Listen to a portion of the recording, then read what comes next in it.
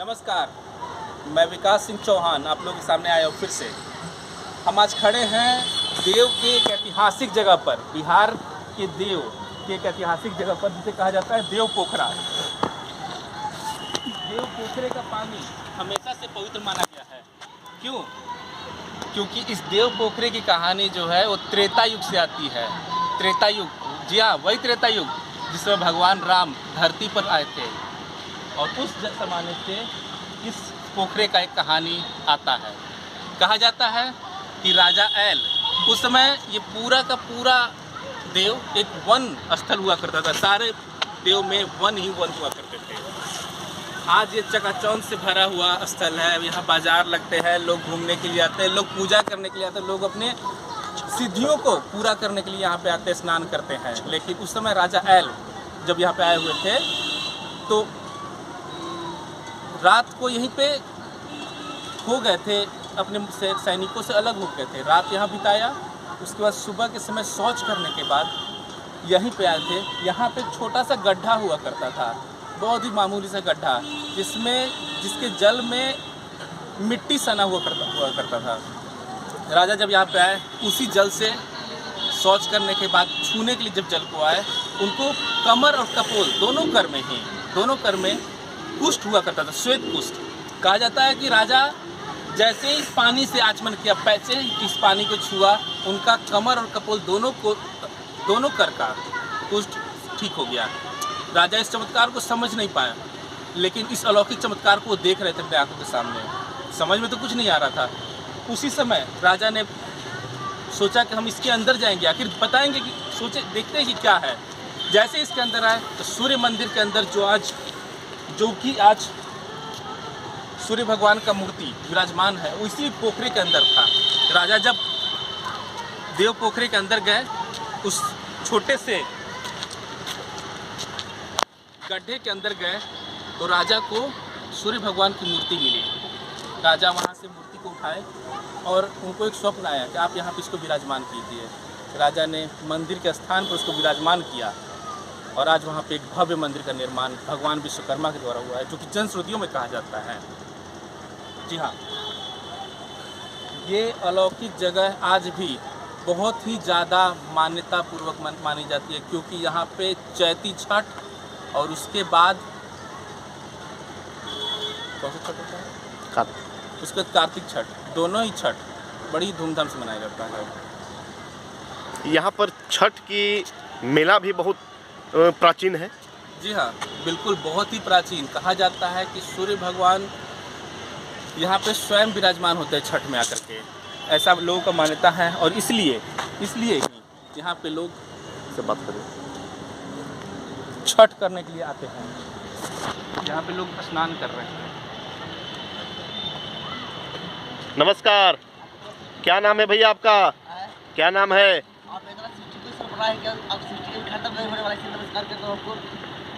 अच्छा, आप स्नान कर रहे हैं?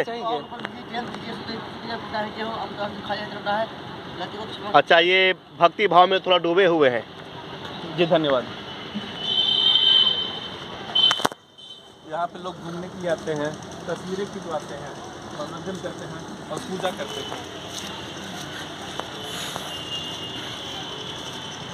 अभी कुछ ही दिनों के बाद यहाँ पे देव का बहुत ही ज़बरदस्त देव महोत्सव, जो कि अपने आप में एक अगम्य महोत्सव होता है, सबसे बड़ा महोत्सव होता है, वो यहाँ होने वाला है। हमने सुना है कि इस जो कुष्ठ रोग से अभी भी ग्रसित व्यक्ति हैं, इस पोखर में स्नान करने के बाद में उनकी कुष्ठ रोग से वो मुक्ति पा लेते हैं। बिल्कुल, अगर श्रद्धापूर्वक आप आज भी स्नान करेंगे तो जरूर ऐसा होगा। लेकिन उसके लिए आज उस त्रेता युग के लायक श्रद्धा होनी चाहिए।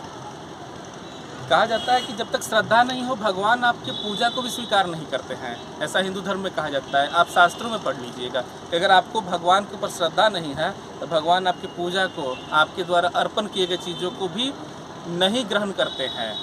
तो सबसे पहले आपके अंदर होनी चाहिए श्रद्धा।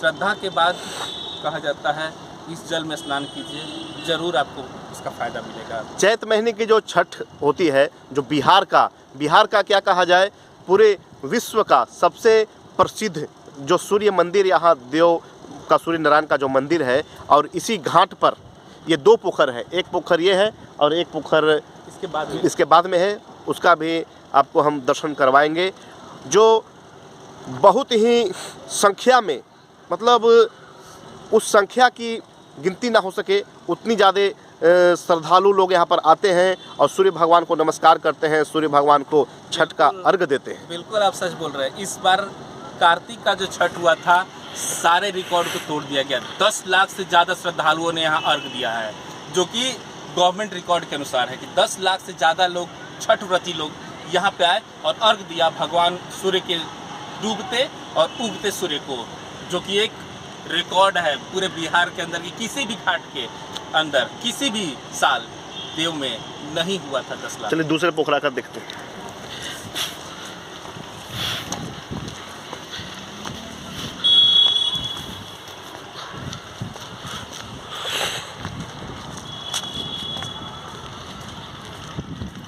आज चमकता दमकता देव पोखरा, खूबसूरत रमणीय जगह, रमणीय स्थल, अपने आप में एक प्रसिद्धि हासिल किए हुए है। ये दूसरा पोखरा है। ये दूसरा पोखरा, यहाँ पे देखिए, यहाँ पे लोग मुंडन भी करवाते हैं। बाल आपको दिख जाएंगे यहाँ पे बिखरे पड़े हुए।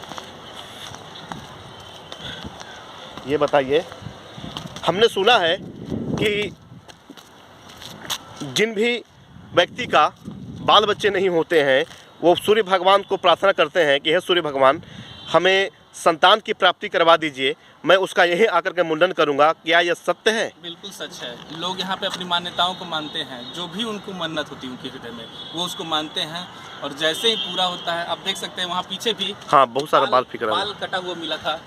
कहा जाता है कि जो भी लोग यहाँ पे अपने कुछ भी इच्छा को रखते हैं, भगवान सूर्य, भगवान आदित्य इनकी इच्छाओं को जरूर पूर्ण करते हैं।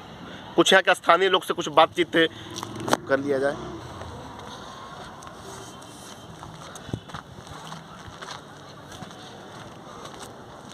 नमस्कार भैया।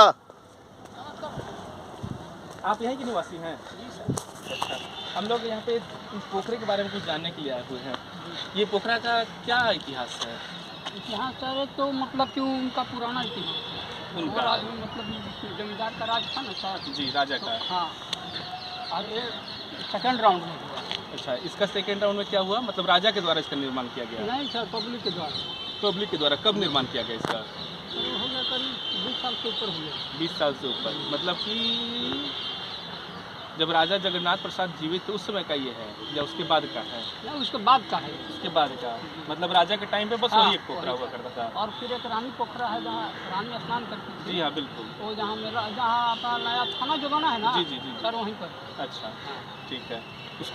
उसको ये बता रहे कि रानी पोखरा है, वहीं रानी स्नान किया करती थी। एक छोटा सा पोखरा है जो कि राजा के द्वारा नहीं, बहुत निर्मित बड़ा है सर, इतना बड़ा है। और ऐसे जगह तक उतरा है, फर्स्ट क्लास का है, लेकिन वहाँ जी। थोड़ा सा भी वहाँ ध्यान नहीं है, इसलिए थोड़ा दूषित है, मतलब गंदा वातावरण है, मतलब पानी गंदा है। अच्छा, लेकिन यहाँ का पानी तो काफ़ी अच्छा है। हाँ, तो यहाँ पर सप्लाई होता है ना, जैसे उसमें भी आरओ होता है और इसमें भी इसमें भी RO अर्घ होता है। तो वहाँ पर साबुन वगैरह लगाना।